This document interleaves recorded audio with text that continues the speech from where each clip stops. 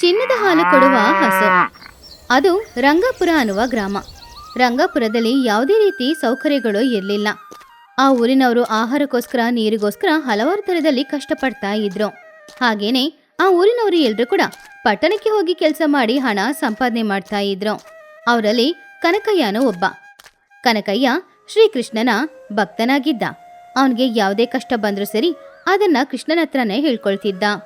ನಾನು ಹುಟ್ಟಿದಾಗ್ಲಿಂದ ಈ ಊರು ಹೀಗೇನೇ ಇದೆ. ಸರಿಯಾದ ಚಿಕಿತ್ಸೆ ಇಲ್ಲದೆ ನಾನು ಹುಟ್ಟಿದ ತಕ್ಷಣ ನನ್ನ ತಾಯಿ ತೀರ್ಕೊಂಡ್ಲು. ಅವಾಗಿಂದ ನಾನು ಒಂಟಿಯಾಗಿ ಜೀವನ ಮಾಡ್ತಿದ್ದೀನಿ. ಇವಾಗ ನನಗೆ 25 ವರ್ಷ. ಆದರೂ ಈ ಊರಲ್ಲಿ ಯಾವ ಬದಲಾವಣೆನೂ ಇಲ್ಲ. ಎಲ್ಲರೂ ಕಷ್ಟಪಟ್ಟು ಜೀವನ ಮಾಡೋರು. ಹಾಗಂತ ಅಂದ್ಕೊಂಡ. ಆಮೇಲೆ ಕನಕಯ್ಯ ಕೆಲಸ ಮಾಡೋದಕ್ಕೋಸ್ಕರ ಹೊರಟ. ಅವನು ಮನೆಯಿಂದ ಹೊರಟು ಆ ಊರಿನ ಕೊನೆ ತನಕ ಹೋದ. ಆ ಊರಿನ ಕೊನೆಯಲ್ಲೇ ಪಟ್ಟಣಕ್ಕೆ ಕೆಲಸಕ್ಕೆ ಹೋಗೋರು ಎಲ್ರೂ ಕೂಡ ನಿಂತ್ಕೊಂಡು ಕಾಯ್ತಾ ಇದ್ರು. ಏನ್ ಕನಕಯ್ಯ, ದೀರ್ಘವಾಗಿ ಆಲೋಚನೆ ಮಾಡ್ತಿದ್ಯಾ? ಏನಿಲ್ಲ ರಾಮಣ್ಣ, ಊರ್ನ ಹೇಗಾದ್ರೂ ಸರಿ ಮಾಡ್ಬೇಕು ಅಂತ ಅನ್ಕೊಂಡಿದ್ದೀನಿ. ಊರ್ನ ಸರಿ ಮಾಡ್ಬೇಕು ಅಂತಿದ್ಯಾ? ಅದು ಯಾವಾಗ್ಲೂ ನಡೆಯಲ್ಲ. ಅದಕ್ಕೆ ಮುಂಚೆ ನೀನ್ ಚೆನ್ನಾಗಿರ್ಬೇಕಲ್ವಾ? ಅದೇ ಇವಾಗ ಕಷ್ಟದಲ್ಲಿದೆ. ವಾರ ಇಡೀ ಕಷ್ಟಪಟ್ಟು ಕೆಲಸ ಮಾಡಿದ್ರು ಕೈಗೆ 1 ರೂಪಾಯಿನೂ ಬರಲ್ಲ. ಅಂಥವನು ಊರ್ನ ಹೇಗೆ ಸರಿ ಮಾಡ್ತೀಯ? ನನಗೆ ನನ್ನ ಕೃಷ್ಣನ ಮೇಲೆ ನಂಬಿಕೆ ಇದೆ. ನನ್ನ ಕೃಷ್ಣ ನನಗೆ ಸಹಾಯ ಮಾಡ್ತಾರೆ. ಆವಾಗ ನಾನು ಈ ಊರನ್ನ ಸರಿ ಮಾಡ್ತೀನಿ. ನನ್ನ ತಾಯಿ ರೀತಿ ಈ ಊರಲ್ಲಿ ಯಾರೂ ಸಾಯಬಾರ್ದು. ಹಾಗೆ ಕನಕಯ್ಯ ಊರಿನವ್ರ ಹತ್ರ ಮಾತಾಡ್ಕೊಂಡು ನಡ್ಕೊಂಡು ಹೋಗ್ತಾ ಇದ್ದ. ಇದೆಲ್ಲವನ್ನು ಶ್ರೀಕೃಷ್ಣ ಗಮನಿಸ್ತಾ ಇದ್ದ. ಊರಿನವರನ್ನು ಪರೀಕ್ಷೆ ಮಾಡುವ ಸಮಯ ಬಂತು. ಇವಾಗಲೇ ಹೋಗಿ ಯಾರ ಮನಸ್ಸಲ್ಲಿ ಏನಿದೆಯೋ ತಿಳಿದುಕೊಳ್ಳುತ್ತೇನೆ. ಹಾಗೆ ಅಂದ್ಕೊಂಡು ಶ್ರೀಕೃಷ್ಣ ಭೂಲೋಕದಲ್ಲಿ ಪ್ರತ್ಯಕ್ಷವಾದ್ರು. ಅವರು ಸಾಧಾರಣ ಬ್ರಾಹ್ಮಣನ ರೂಪಕ್ಕೆ ಬದಲಾದ್ರು. ಹಾಗೇನೆ ಅವ್ರ ಜೊತೆಯಲ್ಲಿ ಒಂದು ಹಸುನು ಪ್ರತ್ಯಕ್ಷವಾಯಿತು. ಅಲ್ಲೇ ಮರದ ಕೆಳಗಡೆ ಕೂತ್ಕೊಂಡು ಕೃಷ್ಣ ಅಳ್ತಾ ಇದ್ದ. ಎಲ್ಲೋ ಯಾರೋ ಅಳ್ತಾ ಇದ್ದಾರೆ. ಅಲ್ಲಿ ಒಬ್ಬ ಬ್ರಾಹ್ಮಣ ಪ್ರಜ್ಞೆ ತಪ್ಪಿ ಬಿದ್ದಿದ್ದಾನೆ. ಬನ್ನಿ ಅವನಿಗೇನಾಯ್ತು ಅಂತ ಕೇಳೋಣ. ಹಾಗೆ ಕನಕಯ್ಯ ಊರಿನವರನ್ನ ಕರ್ಕೊಂಡು ಆ ಬಡ ಬ್ರಾಹ್ಮಣನ ಹತ್ತಿರ ಹೋದ. ಯಾರ್ರೀ ನೀವು? ಹೀಗೆ ರಸ್ತೆಯಲ್ಲಿ ಕೂತ್ಕೊಂಡು ಯಾಕೆ ಅಳ್ತಿದ್ದೀರಾ? ಏನಾದ್ರೂ ಸಮಸ್ಯೆಯಲ್ಲಿದ್ದೀರಾ? ಸಮಸ್ಯೆ ಏನಾದ್ರೂ ಇದ್ರೆ ಹೇಳಿ, ನಾವದನ್ನು ಪರಿಹಾರ ಮಾಡ್ತೀವಿ. ನಾನು ತುಂಬ ಬಡತನದಲ್ಲಿದ್ದೀನಿ. ಎಷ್ಟೊಂದು ಬಡತನ ಅಂದರೆ ನನಗೆ ತಿನ್ನಲಿಕ್ಕೆ ಕೂಡ ಏನೂ ಇಲ್ಲ. ನಾನು ಈ ಬಡತನದಲ್ಲಿ ಈ ಹಸುವನ್ನು ಚೆನ್ನಾಗಿ ನೋಡ್ಕೊಳ್ಳಿಕ್ಕಾಗಲ್ಲ.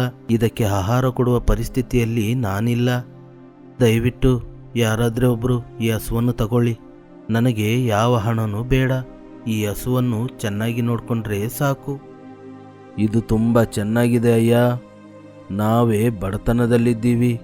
ನಮ್ಮ ಊರಲ್ಲೇ ಕೆಲಸ ಮಾಡೋಣಂದ್ರೆ ಯಾವ ಕೆಲಸನೂ ಇಲ್ಲ. ಅದಕ್ಕೆ ಪಕ್ಕದವ್ರಿಗೆ ಹೋಗಿ ಕೆಲಸ ಮಾಡ್ಕೊಂಡು ಬರ್ತಿದ್ದೀವಿ. ನಮ್ಮ ಸಂಪಾದನೆ ಹಣ ನಮಗೆ ಸಾಲಲ್ಲ.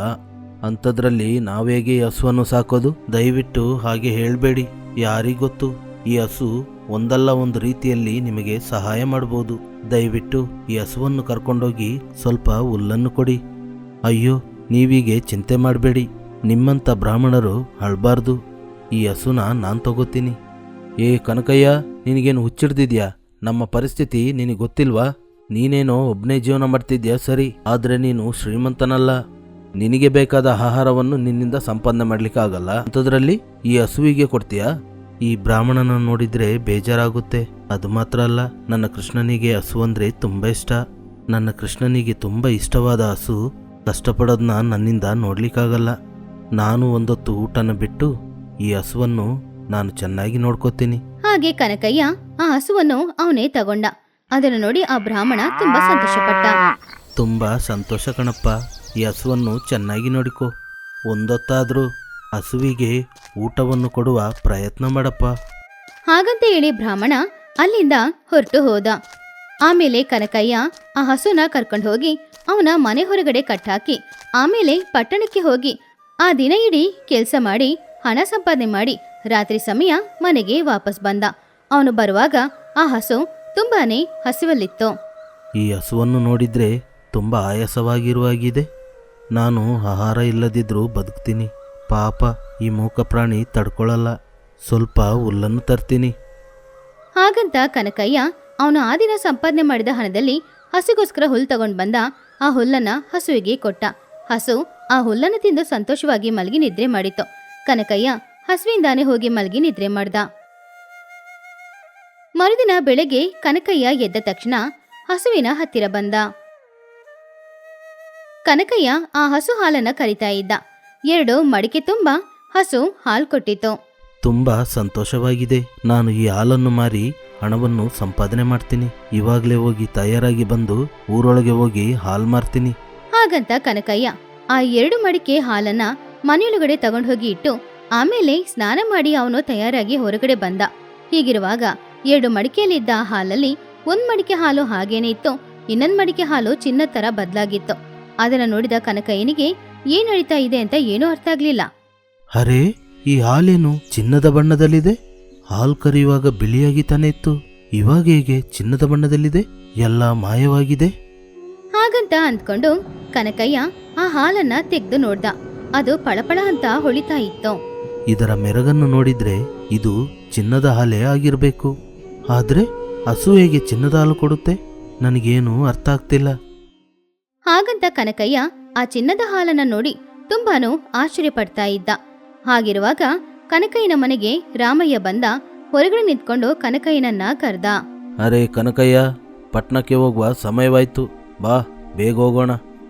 ನನಗೆ ಈ ಹಾಲಿನ ಬಗ್ಗೆ ಪೂರ್ತಿಯಾಗಿ ತಿಳಿಯುವ ತನಕ ಈ ವಿಷಯನ ಯಾರಿಗೂ ಹೇಳಬಾರ್ದು. ಹಾಗಂತ ಅಂದ್ಕೊಂಡು ಕನಕಯ್ಯ ಚಿನ್ನದ ಹಾಲಿರುವ ಮಡಿಕೆನ ಶ್ರೀಕೃಷ್ಣನ ಹತ್ತಿರ ಇಟ್ಟು ಸ್ವಚ್ಛವಾದ ಹಾಲಿರುವ ಮಡಿಕೆಯನ್ನ ಮಾತ್ರ ಮನೆಯಿಂದ ಹೊರಗಡೆ ತಗೊಂಡು ಹೋದ. ಅದರಲ್ಲಿರುವ ಹಾಲನ್ನ ಊರಿನವರು ಎಲ್ರಿಗೂ ಹಂಚ್ತಾ ಇದ್ದ.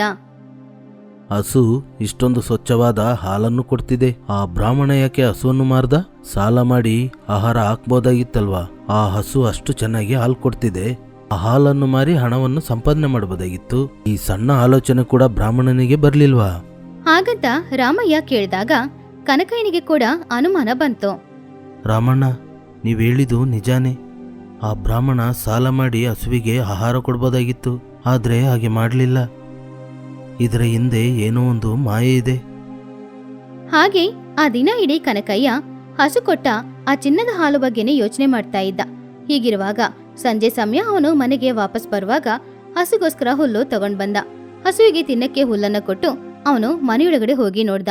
ಬೆಳಿಗ್ಗೆ ಅವನು ಶ್ರೀಕೃಷ್ಣನ ವಿಗ್ರಹದ ಮುಂದ್ಗಡೆ ಇಟ್ಬಿಟ್ಟು ಹೋದ ಆ ಚಿನ್ನದ ಹಾಲು ಚಿನ್ನವಾಗಿನೇ ಬದಲಾಗಿತ್ತು. ಅದನ್ನು ನೋಡಿದ ಕನಕಯ್ಯನಿಗೆ ಏನ್ ಹೇಳುದಂತಾನೆ ಅರ್ಥ ಆಗ್ಲಿಲ್ಲ. ಅವನಿಗೆ ಆಶ್ಚರ್ಯವಾಯಿತು. ಬೆಳಿಗ್ಗೆ ನೋಡಿದಾಗ ಮಡಿಕೆಯಲ್ಲಿ ಚಿನ್ನದ ಹಾಲಿತ್ತು, ಇವಾಗೇನು ಹಾಲು ಬಂಗಾರದ ಮುದ್ದೆಯಾಗಿದೆ?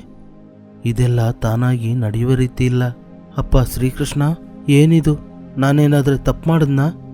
ನನಗೇನು ಅರ್ಥ ಆಗ್ತಿಲ್ಲ.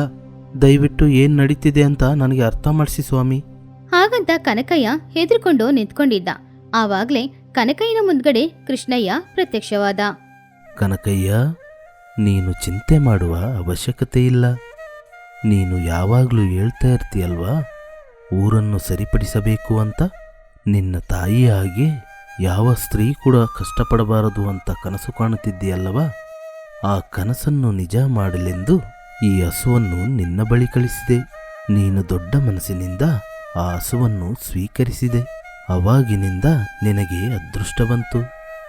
ಹಸು ಪ್ರತಿದಿನ 1 ಮಡಿಕೆ ಹಾಲಿನ ಜೊತೆ ಇನ್ನೊಂದು ಮಡಿಕೆ ಬಂಗಾರದ ಹಾಲನ್ನು ಕೊಡುತ್ತೆ. ಬಂಗಾರದ ಹಾಲು 6 ಗಂಟೆಯ ನಂತರ ಚಿನ್ನದ ಮುದ್ದೆಯಾಗಿ ಬದಲಾಗುತ್ತೆ. ಆ ಮುದ್ದೆಯನ್ನು ಕರಗಿಸಿ ನೀನು ಹಣವಾಗಿ ಪರಿವರ್ತನೆ ಮಾಡು. ಆ ಹಣದಿಂದ ನೀನು ಅಂದುಕೊಂಡ ಹಾಗೆ ಈ ಊರಿಗೆ ಒಳಿತನ್ನು ಮಾಡು. ಹಾಗಂತ ಶ್ರೀಕೃಷ್ಣ ಕನಕಯ್ಯನ ಹತ್ರ ಹೇಳಿದ್ರು. ಆಮೇಲೆ ಅವನನ್ನ ಆಶೀರ್ವಾದ ಮಾಡಿ ಅಲ್ಲಿಂದ ಮಾಯವಾದ್ರು. ಕನಕಯ್ಯ ತುಂಬಾನು ಸಂತೋಷಪಟ್ಟ. ಆಮೇಲೆ ಅವನ ಹತ್ರ ಇರುವ ಚಿನ್ನನ ಮಾರಿ ಅವನು ಹಣ ಸಂಪಾದನೆ ಮಾಡ್ದ. ಆ ಹಣದಲ್ಲಿ ಊರಿಗೆ ಬೇಕಾಗಿರೋ ಸೌಕರ್ಯಗಳು ಎಲ್ಲಾನು ಮಾಡ್ತಾ ಇದ್ದ. ಪ್ರತಿದಿನ ಶ್ರೀಕೃಷ್ಣ ಕೊಟ್ಟ ಆ ಹಸು 1 ಮಡಿಕೆ ತುಂಬಾ ಚಿನ್ನದ ಹಾಲನ್ನ ಕೊಡ್ತಾ ಇತ್ತು. ಅದನ್ನ ಮಾರಿ ಆಮೇಲೆ ಅದರಿಂದ ಊರಿಗೆ ಬೇಕಾಗಿರೋ ಎಲ್ಲಾನು ಮಾಡ್ತಿದ್ದ.